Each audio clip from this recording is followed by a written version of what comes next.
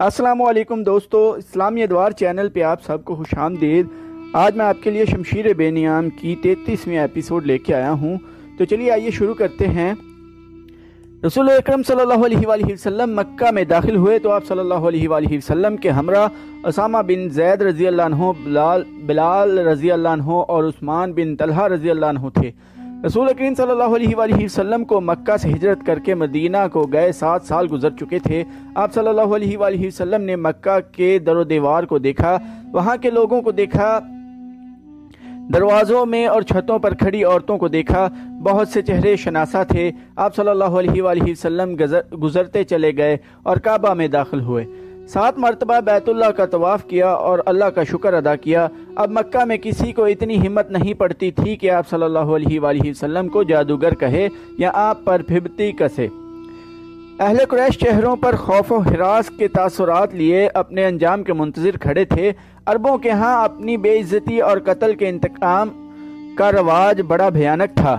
رسول اللہ صلی اللہ علیہ وآلہ وسلم نے حکم دے دیا تھا کہ جو امن قائم رکھیں گے ان کے ساتھ پورا امن سلوک کیا جائے گا۔ اس کے باوجود قریش ڈرے سہمے ہوئے تھے۔ اہل قریش حضور اکرم صلی اللہ علیہ وآلہ وسلم نے لوگوں کے سامنے رک کر پوچھا، خود بتاؤ تمہارے ساتھ کیا سلوک ہو؟ لوگوں کی آوازیں بلند ہوئیں۔ وہ خیر اور بخشش کے طلبگار تھے۔ اپنے گھروں کو جاؤ، حضور اکرم صلی اللہ علیہ وآلہ وسلم نے کہا، ہم نے تمہیں بخش دیا۔ رسول اللہ صلی اللہ علیہ وآلہ وسلم کی حیات مقدسہ کی عظیم گھڑی تو وہ تھی جب آپ صلی اللہ علیہ وآلہ وسلم نے کعبہ میں رکھے ہوئے بتوں کی طرف توجہ دی۔ بتوں کی تعداد 360 تھی۔ ان میں ایک بت حضرت ابراہیم علیہ السلام کا بھی تھا۔ اس بت کے ہاتھوں میں تیر تھے۔ ان تیروں سے بت خانے کے پیشوا فال نکالا کرتے تھے۔ حضور اکرم صلی اللہ علیہ وآلہ وسلم کے ہاتھ میں ایک موٹی اور مضبوط لاٹھی تھی۔ آپ صلی اللہ علیہ وآلہ وسلم نے اس لاٹھی سے بت توڑنے شروع کر دیے۔ آپ اپنے جد امجد حضرت ابراہیم علیہ السلام کی سنت کو زندہ کر رہے تھے۔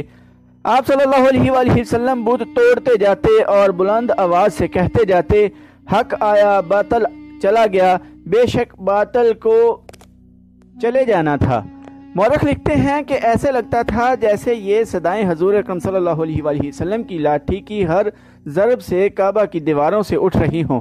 کعبہ سے بتوں کے ٹکڑے اٹھا کر باہر پھینک دیے گئے اور کعبہ عالم اسلام کی عبادت گاہ بن گیا۔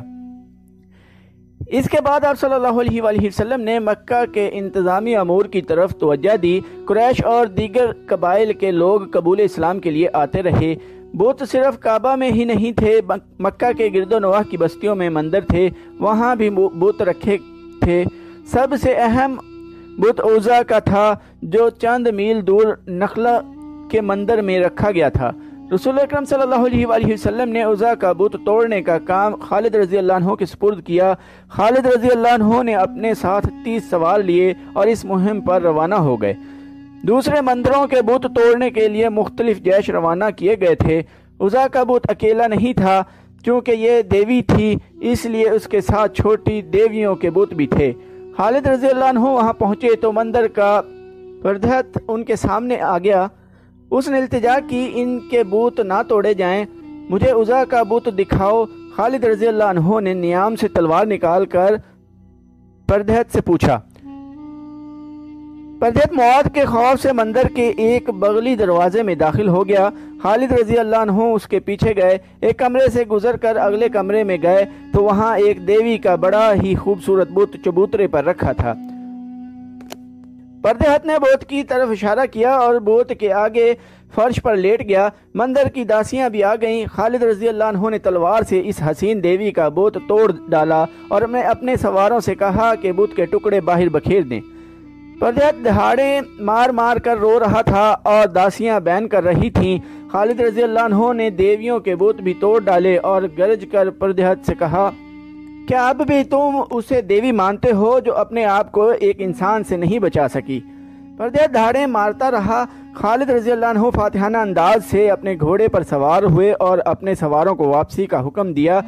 جب خالد رضی اللہ عنہ اپنے 30 سواروں کے ساتھ مندر سے دور چلے گئے تو پردھت نے جو دھاڑے مار رہا تھا بڑی زور سے کہکہا لگایا، پجارنے جو بین کر رہی تھیں وہ بھی ہنسنے لگیں۔ عزا کی توہین کوئی نہیں کر سکتا۔ پردہت نے کہا، خالد رضی اللہ عنہ جو خود عزا کا پجاری ہوا کرتا تھا بہت خوش ہو کے گیا ہے کہ اس نے عزا کا بت توڑ ڈالا ہے۔ عزا زندہ ہے، زندہ رہے گی۔ یا رسول اللہ صلی اللہ علیہ وآلہ وسلم، خالد رضی اللہ عنہ نے حضور اکرم صلی اللہ علیہ وآلہ وسلم کو اطلاع دی، میں عزا کا بت توڑ آیا ہوں۔ کہاں تھا یہ بت؟ حضور اکرم صلی اللہ علیہ وآلہ وسلم نے پوچھا۔ خالد رضی اللہ عنہ نے وہ مندر اور اس کا وہ کمرہ بتایا جہاں انہوں نے بت دیکھا اور توڑا تھا۔ تم نے عزا کا بت نہیں توڑا خالد رضی اللہ عنہ۔ رسول کریم صلی اللہ علیہ وآلہ وسلم نے کہا، واپس جاؤ اور اصلی بت توڑ کر آؤ۔ مورخ لکھتے ہیں کہ عزا کے دو بت تھے، ایک اصلی جس کی پوجا ہوتی تھی، دوسرا نقلی تھا۔ یہ غالباً مسلمانوں کو دھوکہ دینے کے لیے بنایا گیا تھا۔ خالد رضی اللہ عنہ کا خون کھولنے لگا۔ انہوں نے اپنے سواروں کو ساتھ لیا اور نخلا کو روانہ ہو گئے۔ مندر کے پردہت نے دور سے گھوڑ سواروں کو آتے دیکھا تو اس نے مندر کے محافظوں کو بلایا، وہ پھر آ رہے ہیں۔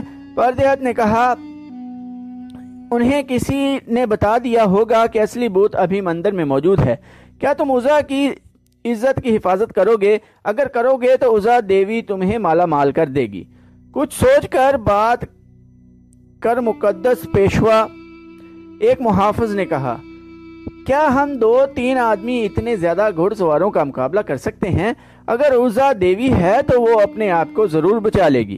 اگر ایک اور محافظ نے کہا، اس کے لہجے میں طنز تھی، کہنے لگا، دیوی دیوتا انسانوں کی حفاظت کیا کرتے ہیں، انسان دیوتاؤں کی حفاظت نہیں کیا کرتے۔ پھر عزا اپنی حفاظت خود کرے گی۔ پردہت نے کہا، خالد رضی اللہ عنہ کے گھوڑے قریب آ گئے تھے۔ محافظ مندر کے پجارنوں کو ساتھ لے کر بھاگ گئے۔ پردہت کو یقین تھا کہ اس کی دیوی اپنے آپ کو مسلمانوں سے بچا لے گی۔ اس نے ایک تلوار لی اور اسے عزا کے گلے میں لٹکا دیا۔ پردہت مندر کے پچھلے دروازے سے نکلا اور بھاگ گیا۔ خالد رضی اللہ عنہ مندر میں آن پہنچے اور تمام کمروں میں عزا کا بت ڈھونڈنے لگے۔ انہیں ایک بڑا ہی خوشنما کمرہ نظر آیا۔ اس کے دروازے میں کھڑے ہو کر دیکھا، عزا کا بت سامنے چبوترے پر رکھا تھا، اس کے گلے سے تلوار لٹک رہی تھی۔ یہ بت ویسا ہی تھا جیسا خالد رضی اللہ عنہ پہلے توڑ گئے تھے۔ اس بت کے قدموں میں لبان جل رہا تھا۔ کمرے کی سجاوٹ اور خوشبو سے پتہ چلتا تھا کہ یہ عبادت کا کمرہ ہے۔ خالد رضی اللہ عنہ نے دہلیز سے آگے قدم رکھا تو سانولے رنگ کی ایک جوان عورت جو بالکل برہنہ تھی خالد رضی اللہ عنہ کے سامنے آ رکی۔ وہ رو رہی تھی اور فریادیں کرتی تھی کہ بت کو نہ توڑا جائے۔ مورخ لکھتے ہیں کہ یہ عورت خالد رضی اللہ عنہ کے ارادے کو متزلزل کرنے کے لیے برہنہ ہو کے آئی تھی، اور اس کے رونے کا مقصد خالد رضی اللہ عنہ کے جذبات پر اثر ڈالنے کے سوا اور کیا ہو سکتا تھا۔ خالد رضی اللہ عنہ آگے بڑھے تو اس عورت نے بازو پھیلا کر خالد رضی اللہ عنہ کا راستہ روک لیا۔ خالد رضی اللہ عنہ نے نیام سے تلوار نکالی اور اس عورت پر ایسا زوردار وار کیا کہ اس کا ننگا جسم 2 حصوں میں کٹ گیا۔ خالد رضی اللہ عنہ غصے سے بپھرے ہوئے بت تک گئے اور اس کے کئی ٹکڑے کر دیے۔ طاقت اور خوشحالی کی دیوی اپنے آپ کو ایک انسان سے نہ بچا سکی۔ خالد رضی اللہ عنہ مندر سے نکل کر گھوڑے پر سوار ہوئے اور اینٹ لگائی۔ ان کے سوار ان کے پیچھے جا رہے تھے۔ مکہ پہنچ کر خالد رضی اللہ عنہ رسول اکرم صلی اللہ علیہ وآلہ وسلم کے حضور پہنچے۔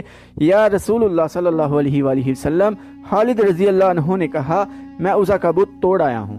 ہاں خالد، رسول اللہ صلی اللہ علیہ وآلہ وسلم نے کہا، اب تم عزا کا اصلی بت توڑ آئے ہو، اب اس خطے میں بت پرستی نہیں ہوگی۔ قریش کا مشہور اور جوشیلا سالار اکرمہ مکہ کے راستے میں خالد رضی اللہ عنہ کے خلاف آخری معرکہ لڑ کر روپوش ہو گیا تھا۔ اس نے اور صفوان نے اپنے قبیلے کے سردار کے حکم عدولی کی تھی۔ اسے اپنا انجام بہت برا نظر آ رہا تھا۔ اسے یہ بھی معلوم تھا کہ رسول کریم صلی اللہ علیہ وآلہ وسلم بھی اس کی یہ خطا نہیں بخشیں گے کہ اس نے اسلامی فوج کے ایک دستے پر حملہ کیا اور اس دستے کے 2 آدمی شہید کر دیے تھے۔ اکرمہ کی بیوی مکہ میں تھی۔ تاریخوں میں واضح اشارہ ملتا ہے کہ رسول کریم صلی اللہ علیہ وآلہ وسلم نے فتح مکہ کے بعد قریش کی 4 عورتوں اور 6 آدمیوں کے قتل کا حکم دیا تھا۔ انہوں نے مسلمانوں کو بہت زیادہ تکلیفیں پہنچائی تھیں۔ अकरमा की बीवी मक्का में थी। फतह मक्का के 2-3 रोज बाद एक आदमी अकरमा के घर आया। मैं तुम्हारे लिए अजनबी हूँ बहन। इस शख्स ने अकरमा की बीवी से कहा, अकरमा मेरा दोस्त है, मैं कबीला बनो बकर का आदमी हूँ। तुम्हें मालूम होगा कि अकरमा और सफवान ने मुसलमानों का रास्ता रोकने की कोशिश की थी, लेकिन उसके साथ बहुत थोड़े आदमी थे। उसका मुकाबला खालिद रजी अल्लाह अन्हु से था, जो तजर्बाकार जंगजू है, और उसके साथ आदमी भी ज्यादा थे। मैं जानती हूँ, अकरमा की बीवी ने कहा, मैं पहले सुन चुकी हूँ। मेरे अजनबी भाई मुझे बताओ वो कहाँ है? वो जिंदा तो है?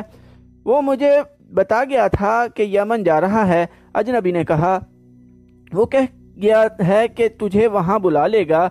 मुझे ये भी मालूम है कि वो किसके पास गया है। मैं तुझे यही बताने आया था, वो वापस नहीं आएगा, उसे यहाँ आना भी नहीं चाहिए। अकरमा की बीवी ने कहा, वो आ गया तो उसे कत्ल कर दिया जाएगा। तुम तैयार रहना। अजनबी ने कहा, उसका पैगाम आएगा तो मैं तुम्हें उसके पास पहुंचा दूंगा। तुम उसके पास पहुंच जाओगी तो वो तुम्हें साथ लेकर हबशा को चला जाएगा। अजनबी उसे अपनी बस्ती का और अपना नाम बताकर चला गया। 2 रोज बाद अकरमा की बीवी बनो बकर की बस्ती में गई और उस आदमी से मिली जिसने उसे अकरमा का पैगाम दिया था। क्या तू अकरमा के पास जाने को आई है? अकरमा के दोस्त ने पूछा। मैं उसे वापस लाने के लिए जा रही हूँ। अकरमा की बीवी ने कहा, क्या तू नहीं जानती कि वो आया तो उसे कत्ल कर दिया जाएगा? उसे कत्ल नहीं किया जाएगा। अकरमा की बीवी ने कहा, मैंने इस्लाम कबूल कर लिया है और रसूलुल्लाह सल्लल्लाहु अलैहि वसल्लम ने मेरी फरियाद पर मेरे शोहर को माफ कर दिया है। क्या तूने मोहम्मद सल्लल्लाहु अलैहि वसल्लम को अल्लाह का रसूल मान लिया है? मान लिया है। मोहम्मद सल्लल्लाहु अलैहि वसल्लम ने तुम्हारे साथ सौदा किया होगा। अकरमा के दोस्त ने कहा, उसने तुम्हारे आगे ये शर्त रखी होगी कि तुम और अकरमा इस्लाम कबूल कर लो तो? नहीं। अकरमा की बीवी ने कहा, मोहम्मद सल्लल्लाहु अलैहि वसल्लम ने, जो अल्लाह के भेजे हुए रसूल सल्लल्लाहु अलैहि वसल्लम हैं, मेरे साथ ऐसा कोई सौदा नहीं किया, और मोहम्मद सल्लल्लाहु अलैहि वसल्लम उनमें से नहीं जो सौदा करके अपनी बात मनवाया करते हैं। मैं वहां अपने शौहर की जान बख्शी की फरियाद लेकर गई थी। ये वही मोहम्मद सल्लल्लाहु अलैहि वसल्लम हैं जिन्हें मैं बड़ी अच्छी तरह जानती थी, लेकिन अब मैंने आप सल्लल्लाहु अलैहि वसल्लम को देखा तो मैंने दिल से कहा कि ये वो मोहम्मद सल्लल्लाहु अलैहि वसल्लम नहीं जो कभी हम में से थे। ये मोहम्मद सल्लल्लाहु अलैहि वसल्लम जिनके पास मैं अब फरियाद लेकर गई। आप सल्लल्लाहु अलैहि वसल्लम की आंखों में मुझे कोई ऐसी चीज नजर आई जो किसी और इंसान में नहीं होती। मुझे डर था कि मोहम्मद सल्लल्लाहु अलैहि वसल्लम, जो अल्लाह के रसूल हैं, कहेंगे कि ये अकरमा की बीवी है, इसे यरगमाल बनाकर रखो ताकि अकरमा आ जाए और उसे कत्ल कर दिया जाए। लेकिन आप सल्लल्लाहु अलैहि वसल्लम ने मुझे एक मजबूर औरत जानकर इज्जत से बिठाया। मैंने फरियाद की कि फतह आप सल्लल्लाहु अलैहि वसल्लम की है, मेरे बच्चों को यतीम ना करें, मेरे शौहर की बदअहदी की सजा मुझे और मेरे बच्चों को ना दें। आप सल्लल्लाहु अलैहि वसल्लम ने कहा, मैंने अकरमा को माफ किया। मैंने मोहम्मद सल्लल्लाहु अलैहि वसल्लम का हाथ चूम लिया और मालूम नहीं वो कौन सी ताकत थी जिसने मुझसे कहलवाया। मैंने तस्लीम किया कि मोहम्मद सल्लल्लाहु अलैहि वसल्लम अल्लाह का रसूल है। अब मैं उस खुदा को मानती हूँ जिसने मोहम्मद सल्लल्लाहु अलैहि वसल्लम को रसालत दी है। और तू मुसलमान हो गई? अकरमा के दोस्त ने कहा, हाँ। अकरमा की बीवी ने कहा, मैं मुसलमान हो गई, मुझे उसके पास ले चल। मेरे शौहर के दोस्त, मैं उसे वापस लाऊंगी, मैं दोस्ती का हक अदा करूंगा। अकरमा के दोस्त ने कहा, चल मैं तेरे साथ यमन चलता हूँ। काफी दिनों बाद अकरमा अपनी बीवी के साथ मक्का में दाखिल हुआ। अपने घर जाने की बजाय हुजूर अकरम सल्लल्लाहु अलैहि वसल्लम के पास गया और उसने अपने किए की माफी मांगकर इस्लाम कबूल कर लिया। उसी रोज सफवान भी वापस आ गया। वो भागकर जद्दा चला गया था। एक दोस्त उसके पीछे गया और उसे कहा कि वो सलारी रुतबे का जंगजू है और उसकी कदर रसूल अकरीम सल्लल्लाहु अलैहि वसल्लम ही जान सकते हैं। उसे ये भी कहा कि कबीला कुरैश खत्म हो चुका है। सफवान तलवार का धनी और नामवर सलार था। वो अपने दोस्त के साथ मक्का आ गया और उसने रसूल करीम सल्लल्लाहु अलैहि वसल्लम के हजूर पेश होकर इस्लाम कबूल कर लिया।